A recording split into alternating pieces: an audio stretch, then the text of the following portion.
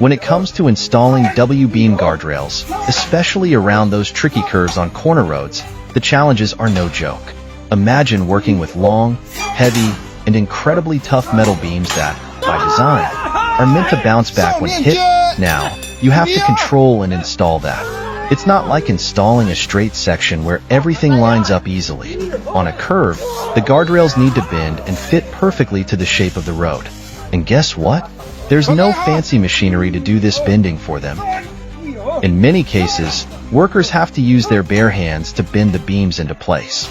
This takes serious strength and skill because the guardrails naturally resist bending. And if you're thinking, well, that's just hard enough, picture doing this under scorching outdoor conditions, sometimes in temperatures soaring above 35 degrees Celsius. Now you're not just battling metal, but the heat, fatigue, and dehydration. There's also a precise technique to it.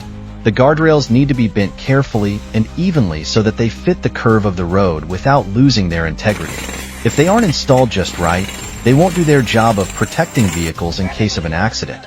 So, workers often have to stop, adjust, and sometimes redo sections to make sure everything is aligned perfectly.